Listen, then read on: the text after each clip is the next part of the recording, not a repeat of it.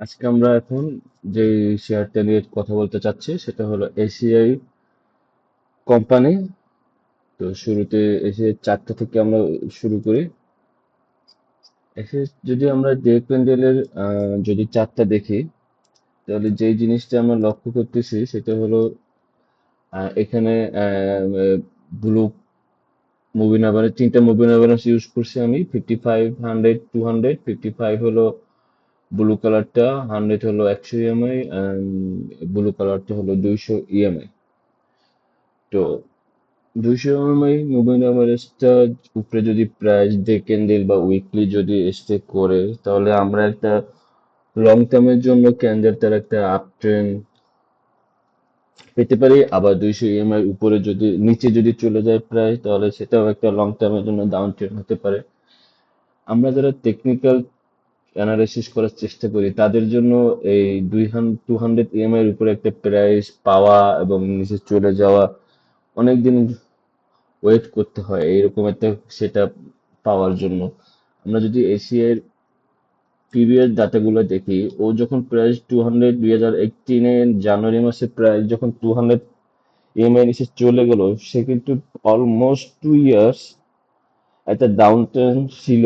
এখন এই ডাউন ট্রেনের ভিতরে আমরা এইখানে এখানে বাই দিতে পারতাম, কিন্তু আমরা কত বাই দিতাম? এভারেজ পজিশন ট্রেডিং করার জন্য আমরা কিছু এভারেজ কস্ট হয়তো কমাতে পারতাম, কিন্তু জিনিস পুরো প্রসিডিউরটা আমাদের আউট অফ কন্ট্রোল ছিল। আমরা শুধু বাই করে যেতে পারতাম, শুধু ইনভেস্ট ইনভেস্ট ইনভেস্ট।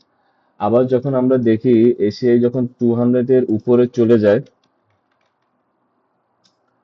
তখন আবার দেখা যায় সেটা প্রায় 1 বছর 1.5 বছর, হ্যাঁ, আহ, একটা রান কন্টিনিউয়াস একটা ট্রেন্ড মুভ করতে পারি। আমাদের দরকার trend, is it up trend আর ডাউন ট্রেন্ড।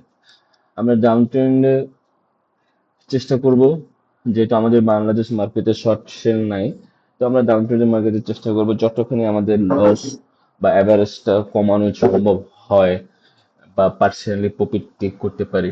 আর আপ ট্রেন্ডে আমরা চেষ্টা করব যে আমরা প্রফিট কতটুকু প্রফিট এখান থেকে নিয়ে নিতে পারি, ম্যাক্সিমাম প্রফিট আমরা এখান থেকে তুলে নেওয়ার ট্রাই করব। তো এশিয়ায় 2025 সালের মার্চ মাসে এসে আমাদের সেই একটা 200 ইএমআই এর উপরে যেটা আমরা চাচ্ছি, অনেক মানে আমরা যে কাঙ্ক্ষিত যে আমাদের সেটা প্ল্যান, সেইটা আমরা পাওয়া গেছে। এবং আমরা দেখতেছি সেই 200 ইএমআই এর উপরে থাকার পরে, এবং 200 এর উপরে 100 ইএমআই, 100 ইএমআই যদি 55 ক্রস করে, তো এইরকম সেটা আমরা চাই, কিন্তু সবসময় এরকম পাওয়া যায় না। তো কারেন্ট যদি এখন আমরা সিচুয়েশন দেখি এশিয়ায়, যে ফলটা আসলো, সেই ফলটা যদি আমরা ফিবো রিট্রেস থেকে ট্রাই করি, ফিবো রিট্রেস থেকে দেখলে লেস সুইং আপ লো থেকে, লোয়ার থেকে আপ। তো আমরা দেখেছি রিট্রেসমেন্টের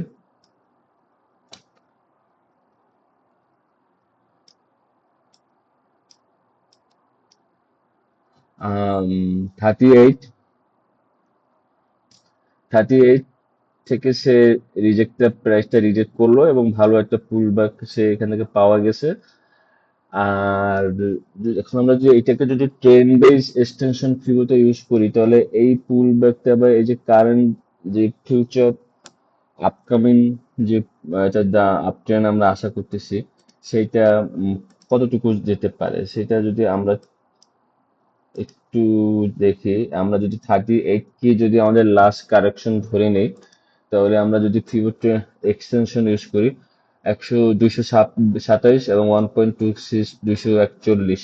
এখন মজার ব্যাপার হলো 220-এর উপরে এখানে একটা গ্যাপ আছে। এই একটা গ্যাপ, এই একটা গ্যাপ। তো টুডে অর টুমরো এসে এই গ্যাপ গুলো কিন্তু ফিল আপ করবে। এই গ্যাপ গুলো ফিল আপ করতে গেলে সে আমাদের ফার্স্ট টার্গেট হওয়া উচিত 227, দেন আমাদের টার্গেট হওয়া উচিত 242। আমরা প্রাথমিকভাবে এই দুইটা পয়েন্ট নিয়ে কাজ করব। 227-এ যে দেখবো যে আমাদের কারেকশন আসতেছে কিনা, বা 240-এ যে আসতেছে কিনা, বাট 227 থেকে 40 এই রেঞ্জের মধ্যে আমাদের আমাদের ফার্স্ট প্রফিটটা আমরা সেল করব। তো আমরা কিভাবে ইনভেস্ট করব? আমাদের এখন উচিত, আপনার যদি 1 লাখ টাকা এসিআই এর জন্য প্ল্যান থাকে, তো আমরা এখন যেহেতু এটা 100 ইএমআই এর উপরে এবং সরি 200 এর উপরে এবং 100 এর উপরে চলে, 200 এর উপরে 100, 100 এর উপরে 55। তো আমরা এই জায়গায় একটু রিস্ক বেশি নিব। এই জায়গায় আমরা অ্যারাউন্ড 6000 টাকার এসিআই আমরা এখানে কিনবো। কেনার পরে আমরা এখানে 227 বা 240 এই লেভেলের যে আমরা এখানে 60,000 টাকার যেটা এসে পাচ্ছি এখন স্টক, যে নাম্বার অফ কোয়ান্টিটি, সেটার আমরা 40% ছেড়ে দেব। 40% ছেড়ে দেওয়ার পরে যেই টাকাটা আমাদের থাকবে, আমরা যেটা ভুল করি, আমরা এই যেখানে একটা stock profit, percent profit take করার কারণে আমরা যেটা পারি না, মানি ম্যানেজমেন্ট একটা বিশাল প্রবলেম।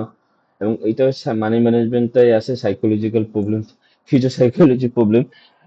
ট্রেডিং এবং ইনভেস্ট, পজিশন ট্রেডিং যাই বলি, পুরোটাই হলো মানি ম্যানেজমেন্ট, ফিউচার সাইকোলজি অনেকখানি এটার উপর কাজ করে।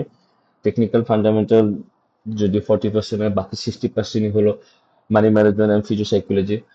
তো আমরা যেটা করি, আমরা এখান থেকে 40% যদি ছেড়ে দেই, সেই টাকাটা আমরা করি কি, অন্য আর একটা শেয়ারে আমরা ইনভেস্ট করি। কিন্তু এসিআই যখন আহ, এই জায়গা থেকে এইখানে কারেকশন আসবে, বা এখান থেকে এইখানে কারেকশন আসবে, এই জায়গায় যে আমরা আবার রিইনভেস্ট করব, যে 40% টাকাটা ছেড়ে দেওয়ার পরে, যে ছেড়ে দেওয়া 40% স্টক ছেড়ে দেওয়ার কারণে যে টাকাটা আমরা ক্যাশ করলাম, সেই ক্যাশটা যে এখানে আমরা আবার নতুন করে ডিপ্লয় করব, সেই ডিপ্লয়টা আমরা করতে পারি না, কারণ আমাদের যে ক্যাশটা আমরা আর একটা স্টকে চলে যাই, সেই স্টকে আমরা আটকে থাকি। ম্যাক্সিমাম ক্ষেত্রে এইটা হয়। তো এই ভুলগুলা থেকে আমাদেরকে সরে আসতে হবে। যদি এভাবে সরে আসতে পারি, তাহলে একটা প্রফিট শেয়ার থেকে আমরা, স্টক থেকে ম্যাক্সিমাম প্রফিটটাই আমরা এখান থেকে নিতে পারবো। আর এশিয়ার যদি আমি ফান্ডামেন্টালটা দেখি, ও মাইনাস জিপিএস, কিন্তু এশিয়াই কোম্পানি জায়েন্ট একটা কোম্পানি, 27টা বা 26টা সিস্টার কনসার্ন আছে। তো ওর মাইনাস জিপিএস এর জন্য অন্যতম একটা কারণ হলো ইন্টারেস্ট রেট। একটা ডাটা দেখছিলাম, সেটা হলো যে ইন্টারেস্ট রেট যদি 1% ফল করে, এশিয়ার 15 কোটি টাকার মতন তার টার্ন প্রফিট টার্ন থাকে। আবার ইন্টারেস্ট রেট যদি 1% বাড়ে, তার এশিয়ার 15 কোটি টাকার মতন লস হয়, বিকজ এটা হিউজ লোন, মানে ওয়ার্কিং ক্যাপিটালটা লোনের উপর ডিপেন্ড করে নেই।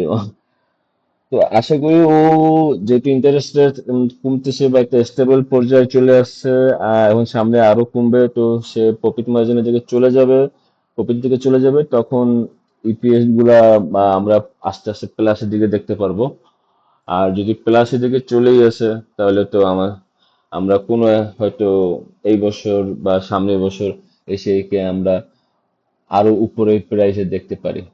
এখন ডিক্লারেশনের সময় চলে আসছে। গত বছর ইপিএস মাইনাস ছিল 15 টাকা প্লাস, তারপরও ও এসে এই ম্যানেজমেন্ট, সুপার একটা ম্যানেজমেন্ট, তারা 15% স্টক অ্যান্ড 20% ক্যাশ দিছিল। তো এইবারও হয়তো 20% ক্যাশ বা 10% স্টক এরকম হয়তো দিতে পারে। তো দেখা যাক কি হয়। ধন্যবাদ সবাইকে।